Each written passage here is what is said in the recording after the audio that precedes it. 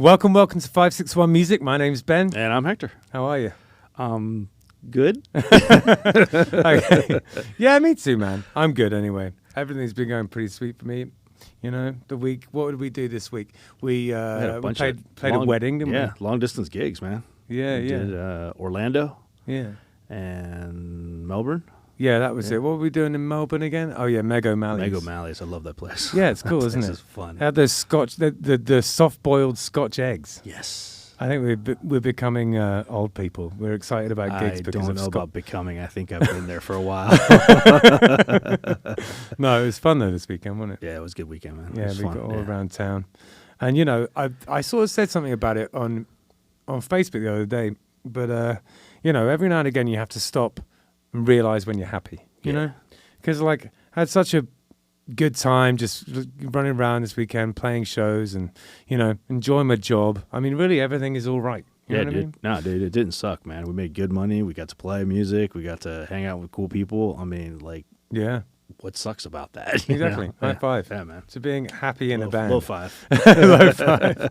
A weird story. No Name Scar Band. One of my ideas for the name was Low Five. Why did I think that was a good idea? It's a terrible name. Low Five? Yeah. That is a weird name for a band. I know. Yeah, exactly. Well, on that note, I'm glad we didn't go with it. Anyway, that was. I don't know, man. Yeah, that would have been bad. Yeah, exactly. Well, we have Morgehenna with us today. How's it going? Hey, it's going well. Thanks for having me. Absolutely. Oh no, thanks for coming on. I've been sort of pestering you to come on this show for about 9 months. So thank you so much. I'm for doing glad it. you did because I'm glad to be here. This is pretty awesome already. So yeah, fantastic, man. Yeah, you get to see LMC and everything, and we work. And there was a bunch of kids here having a band meeting when you arrived, wasn't there? yeah. Hello Kitty guitar. Yeah, pretty happy about. Yeah, that's Justin's. Justin's been playing the Hello Kitty guitar for a minute there. Yeah, I think that one. Second one. It's not behind me, but he usually has a black one in here too.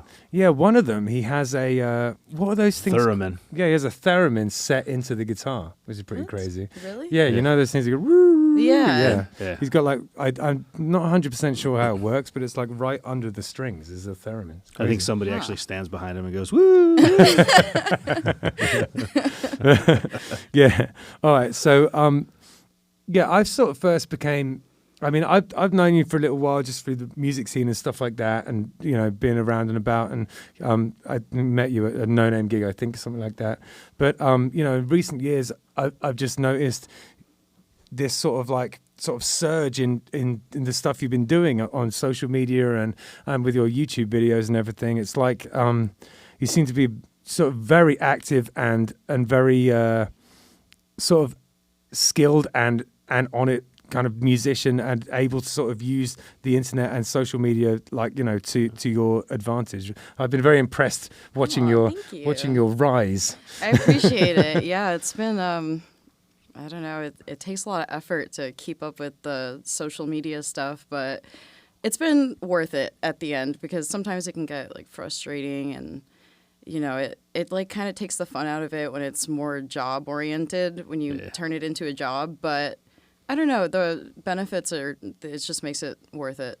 Yeah, you know? For sure, man. So, you know, we have some questions that we ask like all the guests, and the first one is, why did you start playing music? And did you have like when you were growing up, did you have a family that kind of nurtured your musical aspirations? Should I say? Definitely not. So I was raised in a cult. And in the cult, they're very strict about like what types of music you listen to. Okay. So my dad was like super into hard rock and metal, but Metallica, Black Sabbath, stuff like that. But he'd like sneak it because we were in the cult. So yeah, he would have to sneak and play it, and I'd like go and like listen to him, and I'd hear like Pink Floyd and all this cool stuff. So that's kind of how I got into it. He doesn't. I mean, he's not in the cult anymore, but at the time he didn't know that he was kind of conditioning me to be a rocker. And yeah, that's kind of like I had no idea about it. Do you find talking about that stuff? Like yeah, so totally. What cult was it? It's called, so people don't recognize it as a cult, but it's 100% a cult. It's called Jehovah's Witnesses. Oh yeah. And they're like, everything is super underground, the culty stuff. or Yeah. maybe not. Maybe you guys can see that it's a cult. I don't know. But yeah, it was super strict, and my upbringing was just totally different from what I am now. I'm like the opposite of what you're supposed to be growing up in that cult. Yeah. My wife and I have a really good friend of ours that same thing, kind of grew up in the Jehovah's Witness faith or cult or whatever you want to call it, and same thing. Like, I mean, it was just like super strict and super like, you know, to the point that like, I mean, she just recently, as an adult, as an older adult now, she's just recently like really just stepped away from it. But to the point that like they would get like Christmas bonuses and stuff at work, and she wouldn't take it because like she would say like, oh, well, that's a Christmas bonus. I don't celebrate Christmas, you know. And we're like not talking $3. I mean, we're like Christmas bonus. I mean, like it was good. Right. But it was just this insane thing. Or if she would take it, she would donate it. You know, like back to the. Yeah, it was really. Wow, that's a side of it that I never really. It was just crazy. So Jehovah's Witnesses don't celebrate Christmas, I mean. They don't celebrate birthdays, any holidays. No holidays, birthdays, nothing. Is that because it's kind of sort of seen as being like self-indulgent or something like that? No, it's just pagan, and they're like super against paganism, Oh, is what they right. say, because of the origins. And I think, honestly, it's a way for them to separate themselves from other people. Like, I feel like that's the intention of it, to like, when you're not partaking in those celebrations with other people, you feel distanced. Yeah, you feel other from the rest of the people who aren't within the cult or religion, whatever you want to call it. So you feel closer to the people who are in the cult. Sure. So I think it's kind of designed that way. Yeah, I guess my only experience with Jehovah's Witnesses is the people that come knocking on your door every now and again. And, you know, the brief mentions in sort of media and stuff. And the fact that Prince was one. Yeah. That's like all I know about they're like him. super proud of that for some reason. I mean, I get it. It's freaking Prince. Right? But that's like their saving grace. Like, that's Prince. literally the. So that's interesting. And actually, do you think that growing up like that sort of polarized you in a way that sort of getting into metal was like sort of more likely? Do you think that is to do with do you think that's related to the I fact that- totally think it's related. I think the being so sheltered and oppressed, for lack of a better word, growing up and not having any outlets to express a darker side of myself, or to even, like, we're taught to be afraid of that kind of stuff when I was younger and raised in the cult. And now I'm just like embracing it, because it's more exciting when you've been hiding from something for so long and repressing something for so long, and then all of a sudden you're exposed to like this whole new world. Like it definitely affected me wanting to be into metal and embracing the darker aspects of life. Well, we've been doing this podcast for a year, and that has got to be like the most interesting answer to that question, I think. So far. Totally. Billy from Leafy Greens had a good one, because there's this band called Leafy Greens up in Jupiter, and Billy, the way he got into music was his dad sort of raised him and his brothers as a family band in Alaska. Which is a pretty interesting one as well. Damn, why couldn't that have been my upbringing? I want an Alaskan family band. I know, right? Yeah, totally. That's awesome. Almost like the Jackson 5 or something, man. But I don't know, the Alaskan 5. So how did you wind up playing guitar? What brought you to the guitar? So I started with bass. Because of this guy that I was dating. His family was super musical, and I think it's because I wasn't already musically trained that hearing the bass tones was very difficult for me. Like, I've always had a good musical ear, but there's some scientific study that says that women they have a harder time hearing lower frequencies. Interesting. So the fact that I didn't have an amp and I'm trying to learn an instrument that doesn't have an amp, and I'm already not like attuned to hearing these low frequencies, made it really without an amp anyway. It made it very difficult for me. So I ended up getting a keyboard, and then I was like, I do enjoy like keys and piano and all that, but I don't know, guitar just felt better. It felt more natural, and I liked singing at the time, so guitar and singing, it's just kind of, you know, singer-songwriter thing. It just goes together, you know? Yeah, absolutely. So was this, I guess this is prior to kind of like heading down the extreme metal route? Yeah, definitely. Yeah, I used to do like singer-songwriter acoustic stuff to start out, and Oh, right. yeah, I liked it, but So you can sing and play an acoustic guitar like just fine then? Is it? I can. Do I want to? No. It's like, I don't know, it's super vulnerable, and I guess I respect musicians that do that because of how vulnerable it is. Sure. Whereas I'm just like screaming with my guitar and like being angry, and it's, I don't know, it's just different. It is you know, a the different I can't picture vulnerability. you being angry though. Like, Really? yeah. Yeah, people always say it when they come to my shows. They're like, "That's so weird. Like you sound all evil and brutal, and then you talk and you sound like a little girl." And I'm like, Yeah, I watched a bunch of videos this week, and it's just, and then to meet you in person, it's like night and day. yeah, I don't know. It's something inside me that just comes out when I'm performing. I guess it's fun. Yeah, man. What was the band that first got you into metal? I think it was Ozzy Osbourne, because my dad had an Ozzy CD and I like stole a bunch of his CDs. And Okay, so it was brewing right from back in the day. yeah, then. yeah, definitely.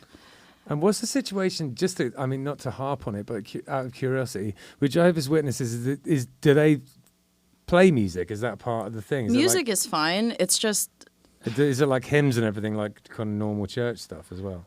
there's the normal church stuff. You can listen to music, but it can't have cursing. It can't Right. have any sexual innuendos. It can't have, like, it's just very strict on what it can be. And obviously rock and roll is sex, drugs, and rock and roll. Yeah. So that's not something that they're super advocating on. So Well, I find it really interesting, and it just makes so much sense to me that you know, because you know, it's almost like back in the sort of 50s, 60s, and 70s when something is like forbidden. You know, it must have made metal like so exciting. yeah. You know what I mean? Yeah, I totally get it. I get why you just Why I completely am the fall way for it. I am, yeah. Yeah, it's badass. Yeah. So you picked up guitar. Like, when you sort of first started playing guitar? So you were playing acoustic guitar, and then so you started going into metal. Like, how, in terms of the sort of more difficult techniques with that, did you end up getting lessons, or are you self-taught? I'm completely self-taught, and the thing that motivated me was people telling me online how bad I sucked at guitar. Oh, geez. Because I'd put like videos out of me singing and playing guitar, and my focus was more on singing at the time. And people would be like, "Wow, your singing is beautiful." And I'm like, "But what about my guitar playing? Like, Right. why aren't they saying anything about my guitar playing?" And then this eventually, was the singer-songwriter stuff? Yeah, this is when I okay. was doing that Yeah. stuff. And then eventually I did start getting like comments like, "Oh, that guitar doesn't sound that great." And just getting those comments fueled me. I was like, I'm going to get better at guitar because I want to be good at guitar. I want everything to be pleasant. And in that desire to, I guess, prove them wrong or whatever, I ended up falling in love with guitar. Yeah. And now I don't care so much for singing. Like, I just, Right, yeah. I don't know. I can express myself well enough with guitar to where I don't feel like I need to sing anymore.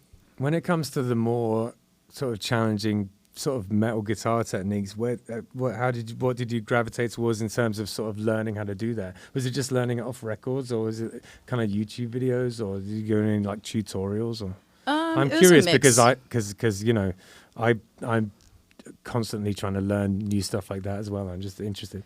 It was a mix. Definitely learning tabs from like my favorite band's music and stuff. I think that's honestly the gist of it. How I Right. started playing metal. I just hear my favorite songs and I'm like, how are they doing that? And I just try to emulate it. And if I can't figure out the technique, I'll watch a video. Right. I'm a very visual learner, so if I see someone doing it, how they're doing it, then I can pretty much copy it. Yeah. Okay. What was your like? This is something we ask everyone, as soon as we're talking about it, may as well ask you now. Like, do you practice at home? Of course, yeah. Yeah. Do people answer no for that? So many people. Oh, Really? way more than you would Names. think, yeah. Really? I would say 75% of people say no. Well, What? a Yeah. lot of the How? people that come on the show, in all fairness, are working musicians that are playing out 3, 4, 5 times a week, okay. and so they, when they're home, the last thing they want to do is pick up their guitar or practice or whatever. Yeah. So, and if you're in the corner of a Duffy's for 3 hours and no one's listening to you, you can get a lot of practice done. that's true too. That is true too. Well, I mean, a shitty gig is just practice. Yeah, exactly. That you're practicing whether you realize it or not. Yeah. Exactly. But yeah, I definitely practice a lot, and I'm like always wanting to get better, and I don't want to be stagnant where I'm just like, okay, I'm good enough. Yeah. I want to be good at what I do, and there's always more to learn, so I practice a lot. With your band, do you guys practice a lot? Well, Who's in the band? okay, so I just left my band Crypt Keeper, which Yeah. was me and 3 other guys. We did practice a good amount, but it wasn't as consistent as I would have liked it to be. Right. And now I'm in Poontickler, which is my... This is the best name ever. it's a 2-piece, like, grindcore, brutal death metal project. Okay, it's just you and Mike? Yeah, and it's Okay. just me and my boyfriend, and we, like, get session musicians. We got Eric Marotti from Suffocation on the first one, and we just get them to record the drums, and then live we just play to the drum track, and it's ridiculous. Yeah, it's brilliant. That video is just like, I can't unsee that. Amazing. Oh, I forgot about the video. Yes, the video. Oh no, you've seen it too. Oh yeah, No, it's amazing. And there's so many. twice. No. No, it's amazing how it just got a lot of views. I feel like you have definitely like an ability to sort of use social media to your advantage, and and sort of to mix kind of shocking things and humor sort of in equal measure to sort of like get buzz going around things. And I feel like that's sort of the vibe I get off Poontickler especially is that it's kind of gruesome and death metal-y, but at the same time, there's like a healthy kind of spoonful of humor in it as well. Yeah. See, I'm glad you guys picked up on the humor part, because some people, I guess, took it way seriously. Yeah. And they thought it was like this serious music. I'm like, it's not meant to be like a serious thing. Like we're a couple having fun and making silly music. Like, don't take it that seriously. Oh, yeah. Our name is Poontickler. Like, how are you taking this seriously? No, yeah, I totally got that, and it's awesome. And So it's not serious. and it's a jam too. It's a killer tune, that one you brought out. Thank you. Have you got more stuff in the works? Oh, yeah. We have the whole album done. We're waiting on the album art and just the mixing. The whole album, wow. The whole album's done, though. Oh, sick. Yeah. Okay. Is it something that you're sort of planning on? Like, are you going to do shows? Are you going to take it on the road? Definitely. We definitely want to do shows. We're kind of focusing on trying to get on festivals for right now. Like I'm not going to give names because I don't want to jinx myself, but there's a few festivals that we've been trying to get on. There's a few like European festivals that we're really interested in, that we're trying to, because the genre we're playing is huge in Europe, and it's not really that much of a thing here, but we can probably make it a thing here is what we're hoping to do. But we'll definitely have a bigger audience in Europe. So what would you say specifically the genre is? It's a mix of like porno-grind and gore-grind. Okay. So it's basically grindcore. Those are like little fancy terms for grindcore that focuses on like sex and gore, basically. That's what it is. Yeah, cool. All right. Yeah, I sort of get a little bit lost in the subgenres of metal sometimes, but it's that easy makes to sense. do. Yeah. There's almost so as many genres as there are bands, it feels like sometimes. Yeah. It's awesome, though. So one of the things that I noticed on the, because we're friends on Facebook and I sort of follow what you're doing, and something which definitely was a bit sort of out of the ordinary in terms of sort of my local musician friends was that you, at one point, you were playing with Willow Smith. What was all that about? Yeah. So there's this guitar brand that I'm actually not sponsored by. My boyfriend's sponsored by. Right. But they've been trying to get me like on their roster for a while, and they just don't have the guitar that I want in stock yet. So I'm super, super picky about guitars. They have to be pointy. they have to double as a weapon or I don't want it. And yeah, so anyway, I've been in contact with them, and they just randomly called me one day and they were like, we have a gig playing for Willow Smith, and I was like, bullshit. And they're like, yeah, no, we do. They need someone to play guitar, and I was like, okay, well, I'm down. And then they called back and they're like, wait, they need someone to play bass. And I was like, I'm not really a bass player, but I guess any guitar player can kind of fake it, you know? Yeah. So I was like, yeah, I'll play bass. And also in that kind of situation, it's sort of like, well, I probably just go and see what's going on with that. Yeah, I'll play the flute. I'll play anything for tambourine for a pop artist that big, you know. Yeah. But yeah, so I was jamming with her for a little while, and it just kind of didn't end up working out.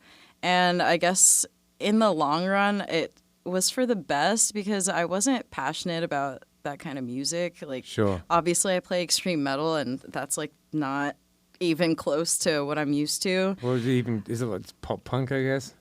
Like, probably not even that. Not even, more, yeah. More pop, it's more like, pop than punk, I would say. It's pretty poppy. Yeah. It has some R&B influence, which I really liked, and she's so talented. It's like it's cool. Mind blowing. Like listening to her, she's super talented, so but cool. Just the type of music wasn't really my thing. And I don't know. I decided with myself like, I want to do music not just for a paycheck. Like, I want to do it because I love it. I have to be passionate about it. That's fair. I don't want to half-ass anything because then it's a disservice to the people I'm working with. So yeah, for sure. Yeah, I don't know. I decided to just dedicate myself to my silly grindcore bands and death metal. And now, were you playing metal and stuff already when they reached out to you? Like, yeah. Okay, so yeah, I was only playing metal. So that just kind of boggles my mind that they if it was a completely different genre, I guess just from the videos watching her play, I guess. Yeah. Well, I feel like you kind of have this other sort of side to you, which is like the modeling side, and maybe they were just like, oh, that would sort of work, sort of like, do you think it was that? No, because the person that recruited me, I guess he's the sound guy for Britney Spears. He was telling me that between me and all the other people they were considering, they chose me because I had the most pictures with my guitar. Oh, right. And the other people like looked more like social media people, but I looked like I was actually into my guitar. Gotcha. So I don't think it was the modeling. I don't know what it was. I sent an audition. It was the guitar modeling. Yeah. I sent in a video of me playing it, and I was just like headbanging and like, because I'm a metal chick. So sure. I like made it seem metal. So maybe that's what appealed to her because she was the one that picked me. So I think she saw the video and was like, whoa, like this is punk rock or whatever, that's awesome. You know? Yeah. That's badass. There's a couple of questions that sort of leads into that I sort of wrote down. I was curious about. One is you sort of have a sort of another like a day job as well. Is that something where it's sort of like a financial thing, or is it that you like to keep sort of? Is it that you're keeping music as something that is, just an artistic thing that you just want it to be how it is and you'd rather earn your money in another way? Or like, how do you balance your work life and your life as a musician? And is the goal to eventually sort of be making money as a musician, or is it not? It definitely is the goal to a degree.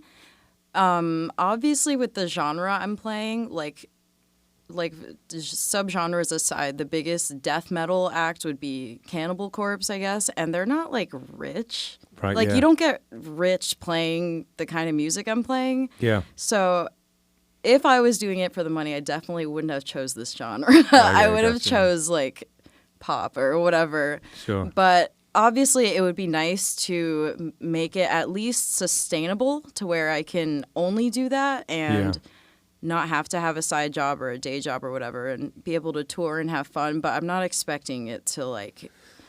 Well, as a sort of guy who spent, a decade of his life pursuing another niche genre, playing scarcore, I can relate to that. It's that you sort of, you've put everything you have into it, with this sort of knowledge that even if you were the biggest ska band in the world, you're not going to be rich. Yeah, you know? exactly. It just is what it is.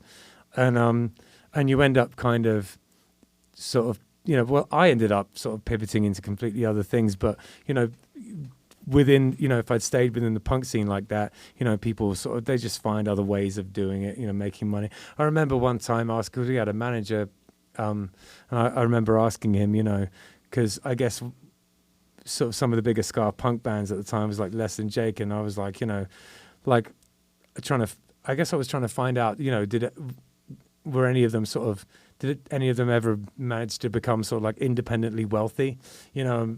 And my manager was kind of being like, oh yeah, you know, Roger has a house, you know, like it's like, no, you know, none of these guys are like sort of, you know, gazillionaires. Like, it's sort of, you know, it's a lifestyle, and you have to just sort of pivot around it to find ways to make it work for yourself. It's kind of like all about what you do, you know, in your off time, you know, when you're not on tour.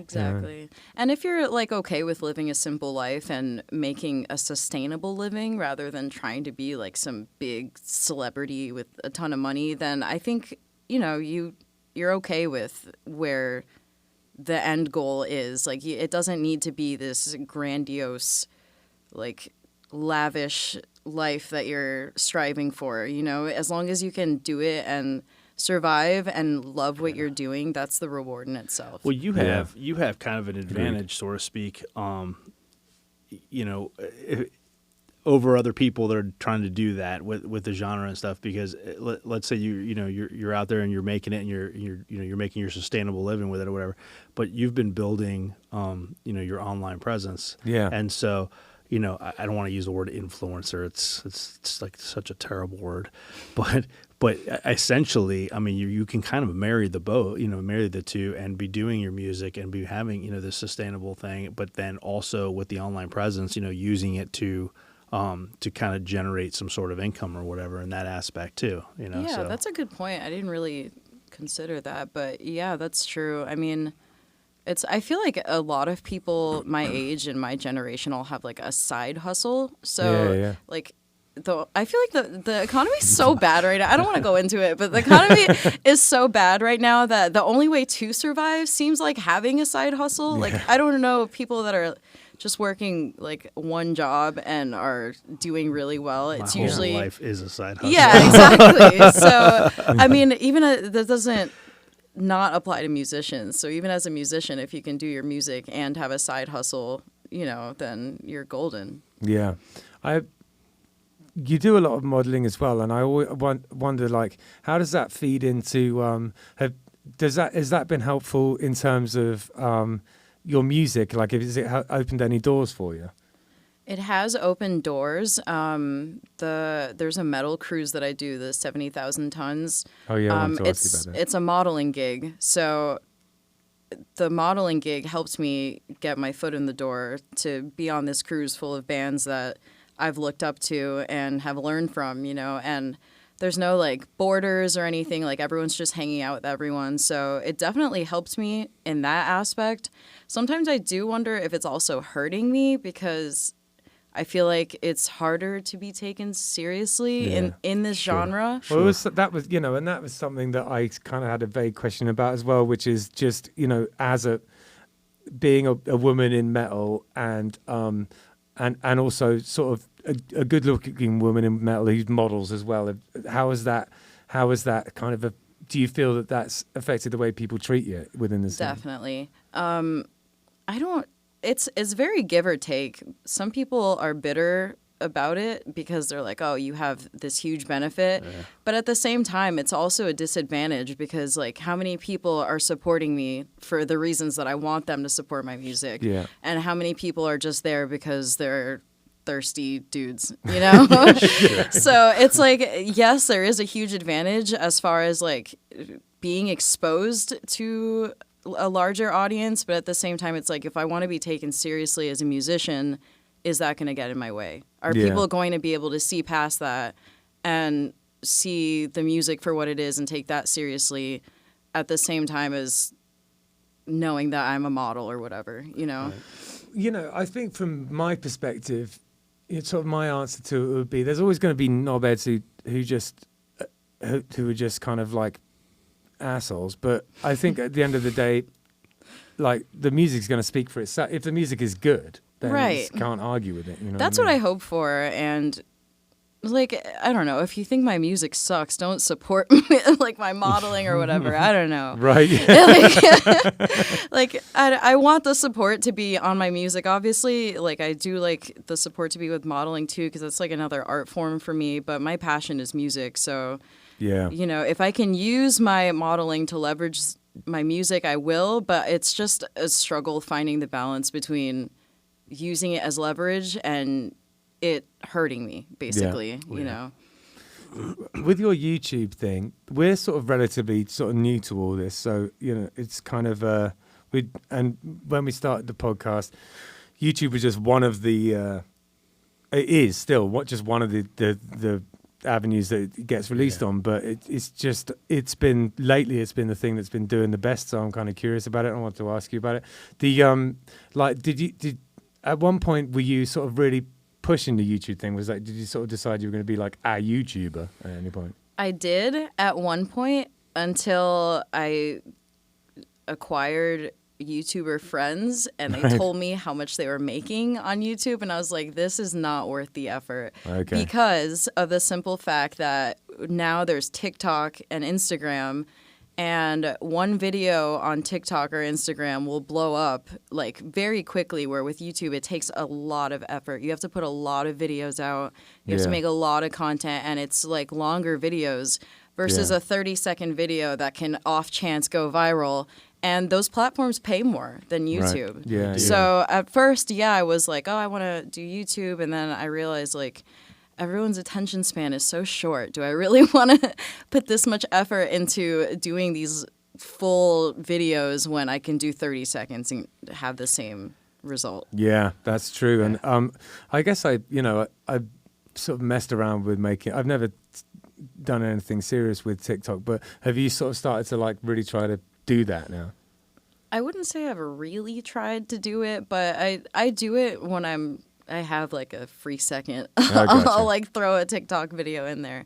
Gotcha. I'm still figuring out the algorithm for TikTok. It's strange because it's all based on trends, and there's nothing trendy about the music that I'm playing. So trying to incorporate like the underground metal stuff that I like and the mainstream stuff is like it's almost impossible. So I'm just trying to find my place in this strange TikTok world. Tell you, you're saying it's based on trends and stuff. And I have a good friend of mine. I'm an artist, and I have a good friend of mine that does chalk art. And for like a hot minute during the pandemic and stuff, he was getting on TikTok and he was doing stop motion, I guess, or not stop motion. I forget what it's called now. Where you take a picture and then it's called stop motion. Yeah, you know what I'm talking about. It is called that. Yeah, so he was doing these, basically it was like him doing an entire mural, chalk mural in like a 30-second span, Sure. So time lapse. Thank you. I knew it wasn't just stop motion. Stop motion was like the clay people. Claymation. So, claymation. So anyways, Gumby. He was doing these time lapses, and I guess chalk became like a big thing during the pandemic. Like everybody was posting about chalk and stuff. Everybody's doing it in their driveways because they had nothing else better to do, and it became a trend or whatever. And he was doing these really beautiful pieces, and he was doing these time lapses and posting them. And some company actually picked him up and was paying him, was sponsoring him to do more time lapses, but of like certain subjects or whatever. But then the trend died out and they fired him. So, it was like he made a lot of money in a short amount of time, but it was like a very quick, Yeah, that's what sucks about TikTok. It's like the trend is there for like maybe a week and then it's gone. And we missed out on the sea shanties one. Killbilly should have got a hold of that. We were stupid for not doing anything. Yeah, if you're not on time with when the trend is happening, your video is like useless. Can you just start a trend though? I mean, definitely. You first. I'm good. I feel like it's usually the influencers and like celebrities that start the trends. Yeah, but exactly. I mean, there's people that do start trends too that aren't that. It's just, I feel like it's luck. I don't know. Maybe it's not. Maybe there is like some elaborate some algorithm somewhere. Some but of them are so crazy though. Like you look at them and go like, who started this? Yeah. You know, like those what kind of houses crack were you smoking? Those weird houses they have out in LA where just everyone's making TikTok videos. It's very strange. The whole thing is very strange. Oh, influencer houses. Yeah, Yeah, It's very a odd. thing. that is a thing. They all live in the same house, and in every room they're all like got like they're all, yeah. Everybody's an influencer in the house, and everybody's doing their videos, and they have like contracts and stuff like with the house manager, the house owner, or whatever, and they have to do like so many videos a week or so many videos a day or whatever. Like, it's like it's a whole thing, and they're all making tons of money, and they're all sponsored. I know, it's bizarre. I'm jealous. LA is so weird. There's like the worst homeless problem I've ever seen there, and then there's influencers in TikTok houses. Sure. Like, what is the dynamic? Is We're just gonna like do a Killbillies mind-blowing. influencer house. I have to say, when I went to LA, and I had a kind of a similar experience than you did. When I got there, I was like, oh, this is LA. Okay. Oh, okay. Yeah. I hate LA. Every time I go to LA, I'm like, oh, Yeah. why? I can't stand LA. The way they show it, like in movies or Yeah, in the it's not like media, that. it's nothing, nothing like like that. that. Yeah. Not even close. No, I couldn't. I went down there a couple of times to do some mural work, and like every time I was out there, it was the most frustrating thing. I'd leave the hotel, I'd punch the directions into my GPS, my phone or whatever, and I'd be like, "Oh, it's only a mile and a half away," and then it would say like I was like 90 minutes from like where I'm like, "How is a mile and a half 90 minutes?" Yeah. I couldn't stand it. I Yeah. could not. It's not as bad, the traffic now. I don't know if it's because of the pandemic that everyone's working from home or if it's because people are leaving LA. They all But came to Florida. yeah, seriously. Everyone's in Florida. Everyone's here. Oh, God. Everything's empty now. Everyone's here. That's so true. I didn't even consider that. So I was reading an interview that you gave, and they were talking about how you sort of got into metal and stuff. And I don't know whether this is a thing still, but I noticed that you wrote like it was sort of to do with like you were sort of diagnosed with clinical depression, and then sort of this was something that you sort of felt helped that. Is that true? Like It's definitely true. Yeah. I still suffer from depression, but I have it under control now. So Right. I saw a professional and I got help, and I'm doing a lot better now. Yeah. But yeah, when I was like in my my depression is stemmed from like hormonal imbalances. Okay. And obviously, when you're a teenager, your hormones are just all over the place. So, Yeah. as a teenager, I had a really hard time with depression, and yeah, music, just art in general, was like it was like a desperate saving grace for me. It's therapeutic. Yeah, exactly. And it still is to this day. Sometimes I forget. Like, I'll go like a week without playing guitar, and I'm like, why do I feel like crap? And then I go and play guitar. I'm like, oh, that's why. Yeah, I kind of treat the practicing like that as a bit of a meditation, and it, since because I stopped drinking a couple of years ago, and before that I wasn't doing a lot of practice, mostly because I never really felt like. So I just always felt awful all the time, so I never wanted to do it. But so since then, it's been definitely helpful for me because I suffer pretty badly from anxiety, and I find that you can really it brings you into the moment. It's almost like a meditation in that way, in the sense that when you're doing it, it's all you're thinking about. That's so true. And I just love that aspect of it, and now I think about it like that. I find that I practice a lot more, but I look forward to it because I don't think of it as being like, oh, there's this thing I got to do. It's like, oh, this is the thing I get to do. You know what I mean? Yeah, exactly. Totally think about it in a different way these days. So one of the fun questions I've got on here, but here's the thing: I play so many gigs that I've got quite a lot of good stories in this regard, but I don't know. I don't know necessarily if because you don't play out quite as much as I do, but I'm going to ask you anyway. What's the weirdest thing that's ever happened to you at a gig? The weirdest thing. Yeah. So I have two of them. Okay. I don't know if you can consider either of them weird. Right. But we played with this, my band Poontickler, we played with this band called Party Cannon. They're like a slam band. They're from I've heard of 'em. Scotland. Yeah. So we played with them. We've never seen them live or anything. And we're a ridiculous band, so we brought pool noodles for like everyone to beat each other up with because we just wanted to be ridiculous. And we get to the show, and there's like a bunch of pool toys everywhere. We're like, why? Like, what is going on here? That like, why is there a pool floaty? There's a giant whale. There's beach balls. We're like, did we like not get the memo, but subconsciously knew? That's and weird. I guess it was their thing too. They had like a bunch of like pool toys and stuff. So the whole thing was like funny. A giant beach party. And they're like, did you know? I'm like, no, we had no idea. You guys are gonna bring this stuff. And they brought the rest of the party canon. They lived up to their name. This is something that I've noticed just through watching online, is this kind of tongue-in-cheek sort of element to sort of certain sort of subgenres of metal lately, and I'm all about it. It's hilarious. Yeah. Sort of reminds me a little bit of there was like these bands like sort of Foley and stuff, the really heavy scarcore bands back in the day used to do similar stuff like that. It's kind of punk rock in a way. I don't know. It has a feel to it like that. Yeah, it's very like, fuck you, life isn't that serious. Let's have fun. You exactly. know? And I love that aspect of it. Yeah. And it's a nice juxtaposition to the very kind of,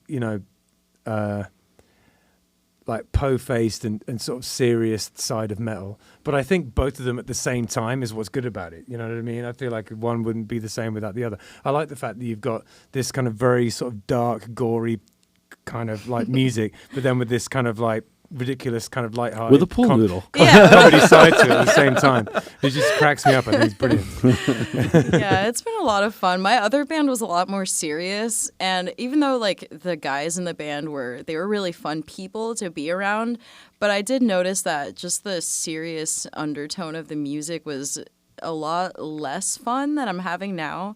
Like, this is the most fun I've ever had playing music, is being totally ridiculous. And yeah, man. I don't know. I don't take many things that seriously, so having a band where I can do that and still take the music seriously but have fun, it's been so refreshing to be able to do.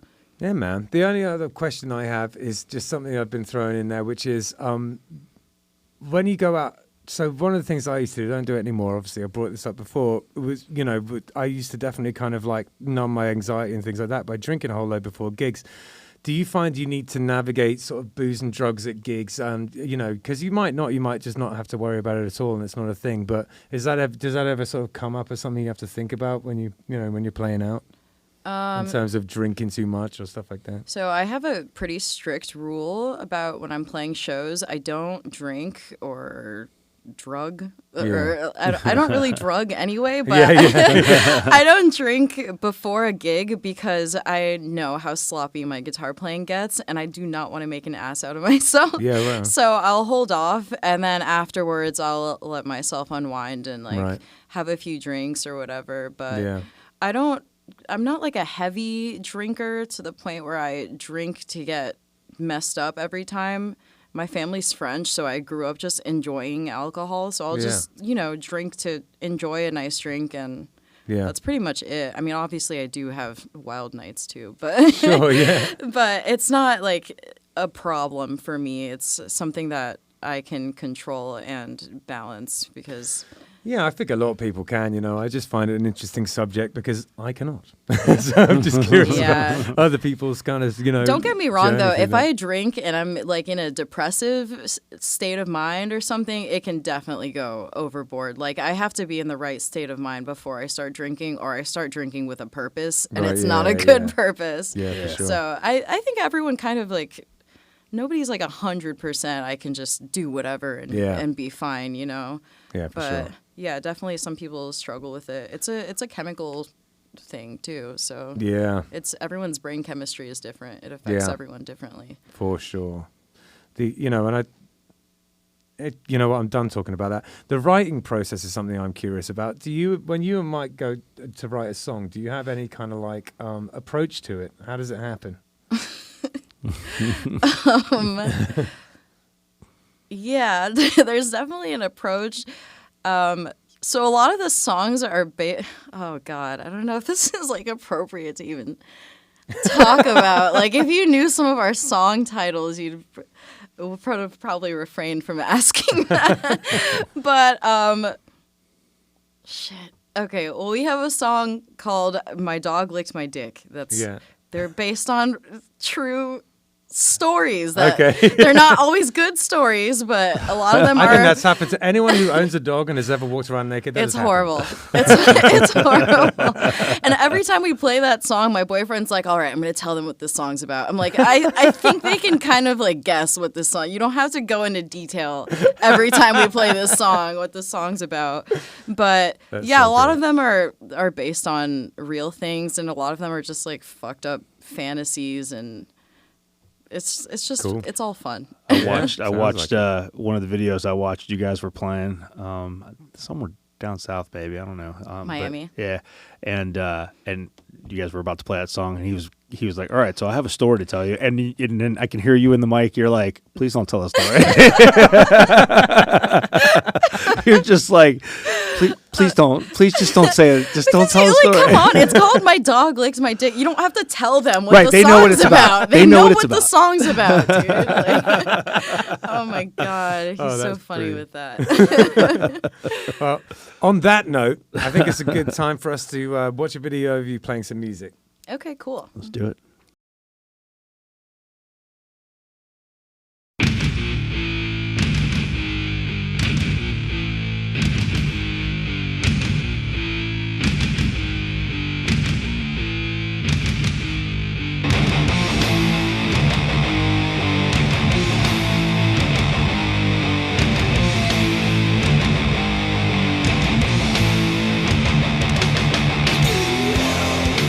Go,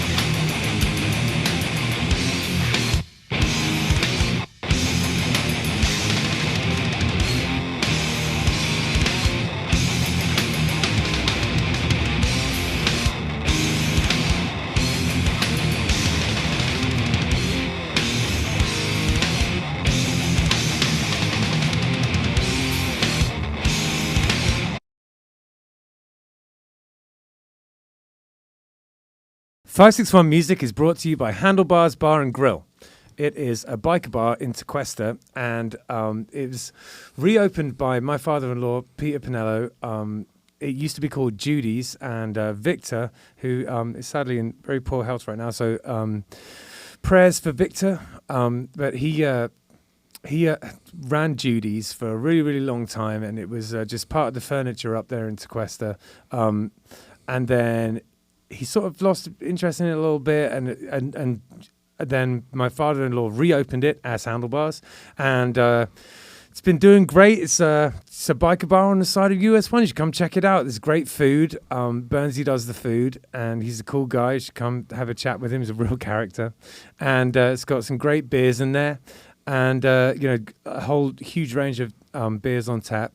And we do a bike night every second Thursday, which Killbillies this month are playing. And we have never played there. And this place has been open for a year, and I booked the music there, and we've never played there. So we finally decided, coming to play Handlebars. I'm really looking forward to it. And that's going to be, Thursday, I think May the 13th. And 6 to 9. May 12th. May 12th, thanks. We're doing a bike night there, May 12th, from 6 to 9. And then on the fourth Sunday of every month, I run a jam there from 4 to 7. And that's just all ages, all abilities. Anyone who wants to come and jam, come. It's a lot of fun. This guy, Cody, brings a drum kit, and if Cody can't make it, Hector's son Gavin is bringing a kit. He bought it last month, which is really cool. If you want to try out a new song, or if you've never done any kind of music before and just want to see what it would be like to play with a band, or if you're an old hand and you just want to come and kick around and have a jam with us, come check out the jam. It's on the fourth Sunday of every month. So this podcast is also brought to you by Oasis Root Kava Bar. Now, this place is in Seagrape Square on Indiantown Rd. Kava is a Polynesian root that is ground up and mixed with water, and has a little bit of an effect on you, makes you feel a bit warm and fuzzy, but not drunk like alcohol. It's not very strong. It's just I guess it's something that people in Polynesia used for ceremonies and to relax, and it's starting to sort of take off in the US.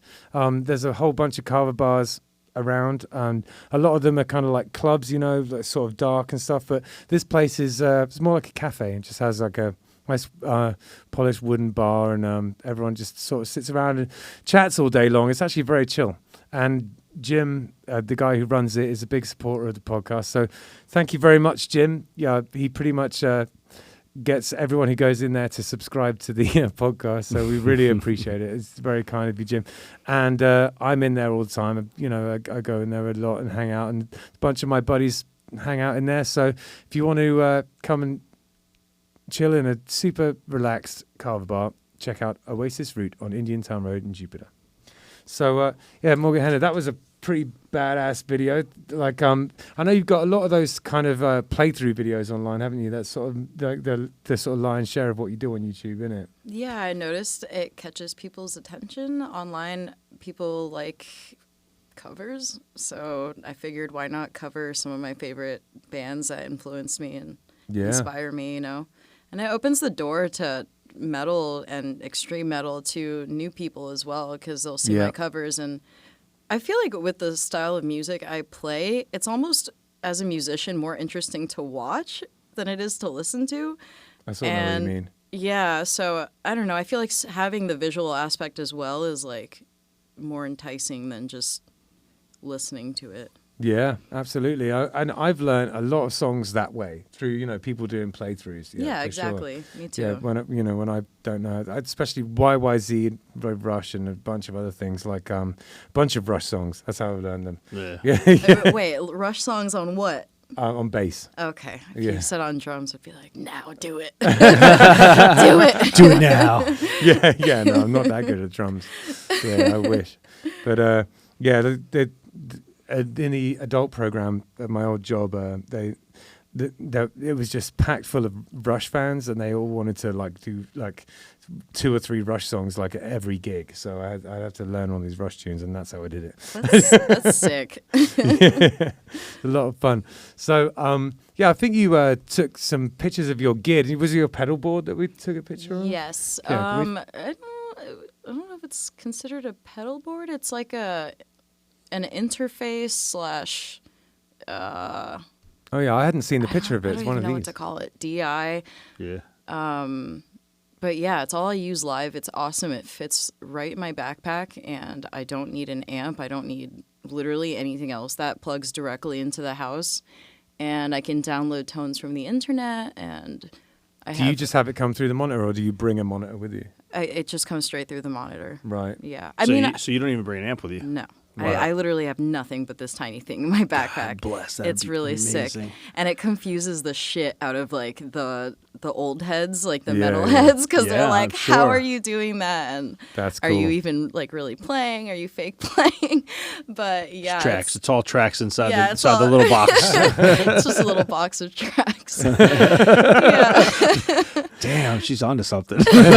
Have you sort of deep dived into it and like gone through, like got the sort of amp and cab specifications and stuff like that? Yes. I had help because I am not super tech savvy. Right. So I had my old bandmates help me out with picking the tones, but I couldn't explain to you what it even sounds like. Like I'd have to like play it for you because I'm really not good with like the gear stuff. But all I can say is this thing has completely changed the game for me, not needing to carry around a bunch of heavy equipment. And it sounds really good. A lot of people will say, you know, oh, it sounds digital, it doesn't sound organic or whatever when you're playing through this kind of an interface or whatever you want to call it, DI. But I disagree. I mean, like, you can't really tell that I'm using this tiny thing and not an amp until you are coming in and looking at it. Like, that's why it confuses people, because they expect it to sound so digital. Yeah. And then live, it sounds great. So. Yeah. I feel like there was a watershed about 5 years ago, like, where this stuff now actually does work. You know? Yeah. Because all of a sudden, like, you know, all these new units came out and it was like, oh, okay, the game's changed. You know? Yeah. It definitely happened. Definitely. Yeah, and the sound... Oh, go ahead. I'm sorry. Go ahead. Sorry. And the sound is, like, really consistent with it because everything's just directly going in. So it's not about, like, where your amp is positioned or what settings you're on or whatever. Like, the sound is pretty much always the same, which is something that I really like about it. Yeah. No, totally. You know, that since I've really been sentient, there's been things like this that have been trying to do it, but it's only just in the last few years where they actually can do it. You know what I mean? And that was the thing, and that's why everyone is so snobby about them, is because they didn't used to be able to do it, but they can now. You know, it's changed. And you know, I'm definitely at the point where I'm like, it's about time I stop lugging my half stack around. You know, I mean, I still use it with no name just because it looks good. It looks good, and it looks good, and there's a certain amount of nostalgia because that, you know, my Marshall, I've been using that for 20 years. You know, I used that in Sonic Boom 6 from the beginning of the band, and I just have a soft spot in my heart for it. You know, for the gear, it's almost worth lugging it around just for almost the memories. Almost, that's pretty much the only reason I do it. But yeah, I mean, when it comes to sound, I think, you know, the jig is up. You don't need a big amp anymore. You just don't. Yeah, you don't need it, but I mean the little amp modelers can get pretty close to whatever amp you use live, but I don't know. I would argue that it's never going to be exactly the same.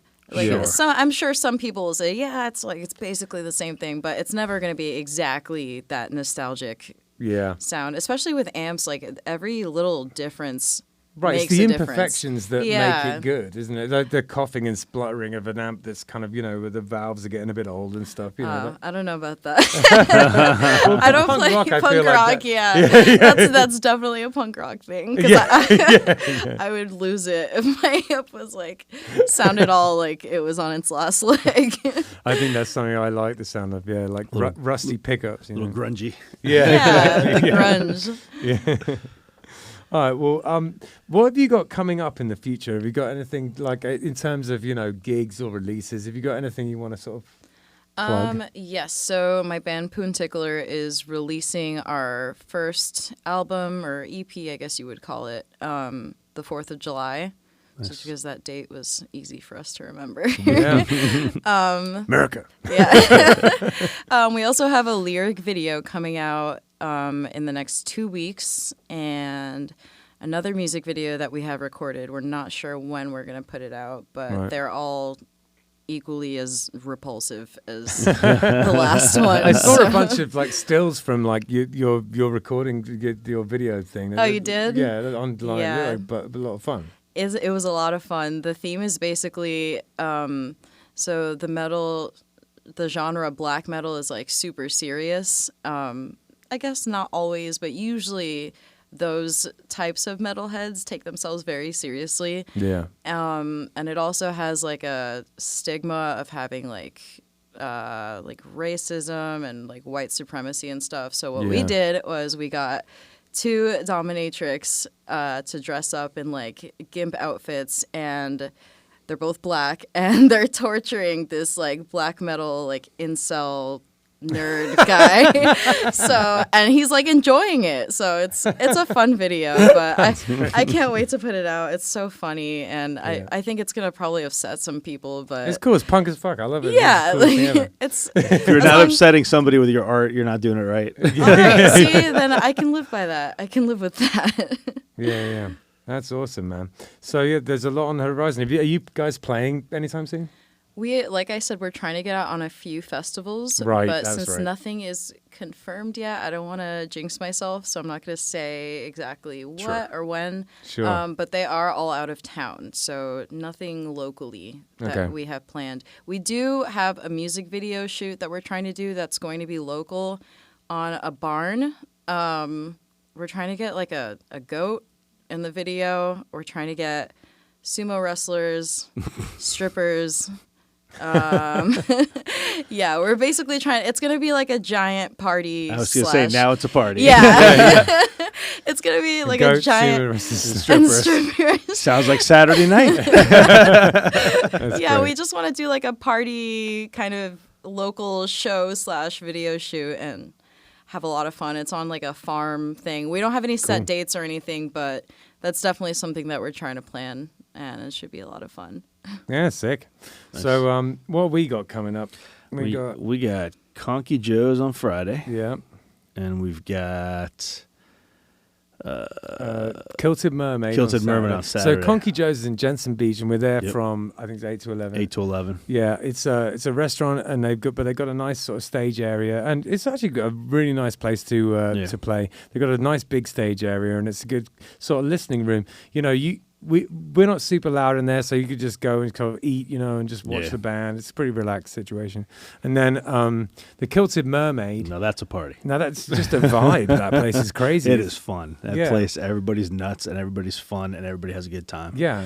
And they have an outdoor area, so you can still eat your dinner and not be bothered by us. So. Yeah, it's wild in there. It's sort of like, I don't know, like sort of weird Celtic hipster pirate bar. Yeah, I don't even know how to describe it, but everybody just always has a good time there. It's just fun. Totally, they do it right. Whatever they're doing, it's hard to explain, but they're doing it right for sure.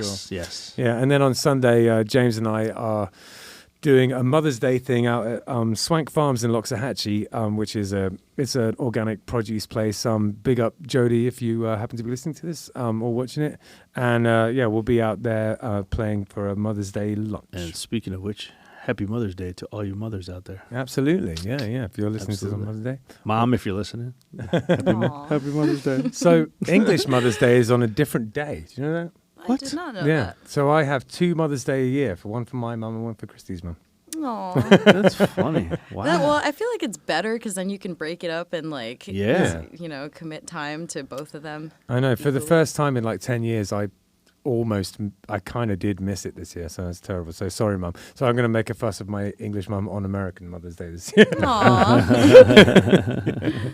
All right. Well, thank you so much for coming on. Thank you for having me. This was a lot of fun. Yeah, absolutely. You guys are good conversationalists. Oh hell yeah. Well, it's been sort of months of me being like, come on the podcast. So thank you so much for doing it. I really it's just appreciate not it. what I thought it was going to be. It's like you guys are super professional. This studio is gorgeous. So I'm glad I budged and decided to do Nice. it. Badass. Thank you. Appreciate awesome. it. Well, everybody that's listening, make sure you like, subscribe, all that stuff. 561music.com. It's going to be streaming on all the platforms. Dropping at well, I guess if you're listening, it's already dropped, but they always drop at midnight on Thursday. All of our guests' social medias and Instagram, website, all that stuff is going to be in the show notes. So make sure you like and subscribe to all of her music and band page and all that kind of stuff. So Yeah, hell yeah. yeah, thanks a lot, guys. See you later. Yeah. Take it by the scene, it's what we're doing. Come and check it out.